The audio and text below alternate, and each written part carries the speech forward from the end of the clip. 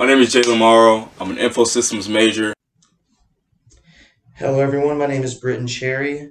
I'm pursuing a bachelor's in business administration with a concentration in information systems. I am Trishelle Burge. I am a marketing major with a concentration in digital marketing. I have a minor in business admin and nutrition. Hi, my name is Vlad Sazonov. I'm a computer information system major and a minor in business. All right, so the topic we chose uh, relates to the UN Sustainability Goal number 8, which essentially states that we need to provide an inclusive and sustainable economic growth and that we need to produce quality employment.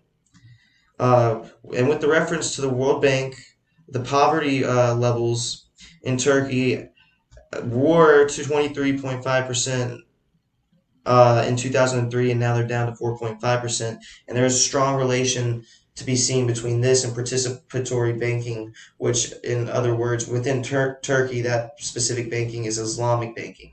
They have various ways that they operate that differ from normal banking that we see in the Western Hemisphere, and it has been a really big contributor to their economic growth over the last 20 years, and we're about to elaborate on it with these other web pages.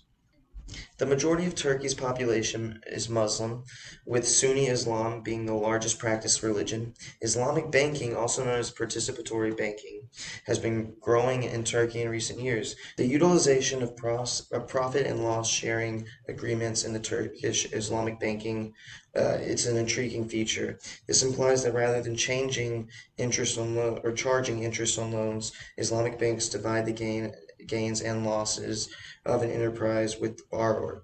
This means that there is more shared responsibility.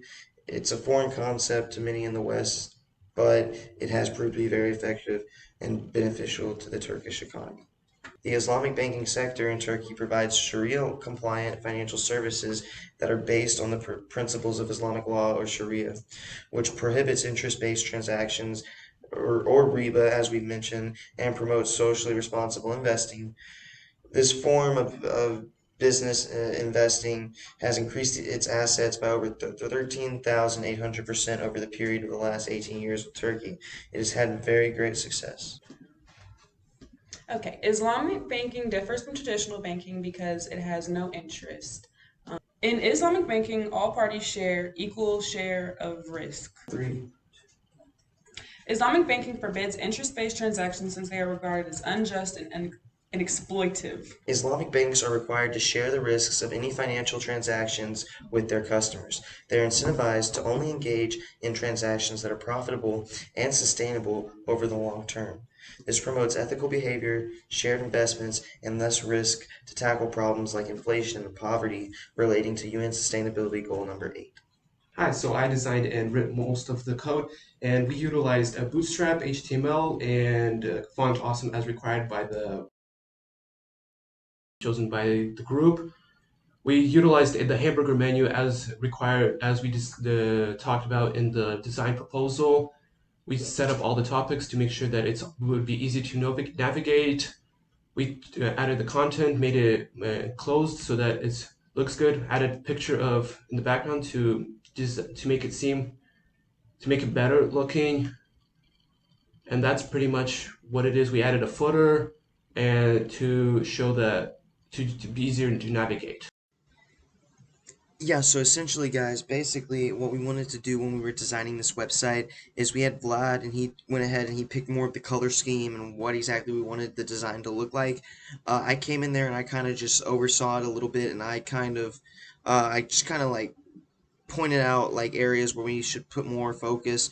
Like one of those areas was like the Bootstrap implementation. It made it a lot quicker to make the website, and it was very useful. I also wanted to kind of emphasize the use of percentages, because when you use percentages, it makes it easier to work on a mobile device and things of that nature.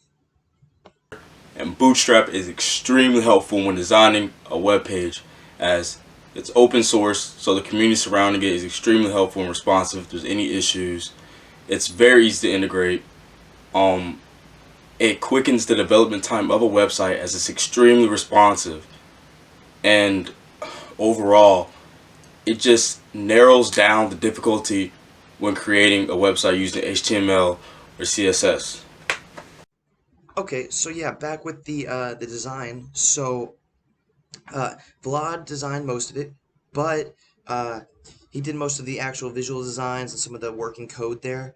When I was looking through it, though, I wanted to give some emphasis more on like what we used. He talked about using the Bootstrap and hamburger menu and implementing those different things, but we also use CSS for the nav bar. So nav bar could have been really tedious to make, but with the use of that CSS, those cascading style sheets, we were actually able to speed up the process significantly and make sure we were consistent amongst all the web pages. Yes, also this right here, the code that you're seeing, and this is the cascading style sheet for the nav bar. We were just really proud of it, so we wanted to show a little extra showcase here of just how we kind of set up the nav bar with all the different elements to have that specific styling consistency.